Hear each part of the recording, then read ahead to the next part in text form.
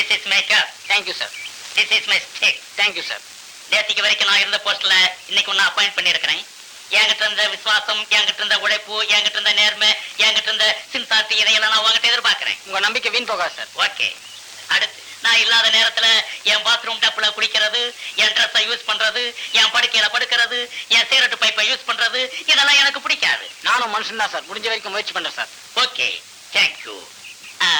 உனக்கு ரொம்ப ரொம்ப சம்பளத்தை குறைச்சு பேசியிருக்கிறேன். அதனால உனக்கு ஏதாவது வருத்தமா? நேற்று வரைக்கும் அந்த வருத்தம் இருந்தது சார். ஆனா இப்ப இல்ல சார். ஏன்? இன்னைக்கு காலைல தான் சார் எனக்கு ஒரு மகன் பிறந்தான். அதனால எனக்கும் உங்களை மாதிரி ஒரு நல்ல எதிர்காலம் அமைங்கிற நம்பிக்கை வந்துருச்சு சார். உன் புத்திசாலித்தனத்தை பாராட்டுறேன். Thank you sir. ஆனா இந்த மாசம் மட்டும் இங்க வேலை பாரு. அடுத்த மாசம் பக்கத்து பங்களாவில் உன்னை வேலைக்கு சேர்த்துறேன். சார் யதார்த்தமா பேசினேன். அதுக்கு இப்படி ஒரு தண்டனையா? No no no no no no. உன்னுடைய நன்மைக்காகத்தான் சொல்றேன். ஏன்னா பக்கத்து பங்களா முதலாளிக்கு இன்னைக்கு காலையில தான் ஒரு பெண் குழந்தை பிறந்திருக்கு. சோ நீ அங்க வேலைக்கு சேர்ந்துட்டீன்னா உன்னுடைய பையனுக்கு ரொம்ப சௌகரியமா இருக்கும். Thank you sir. ஏன்னா எண்ணத்தோட தான் சேருங்கிறத ப்ரூவ் பண்ணிட்டீங்க.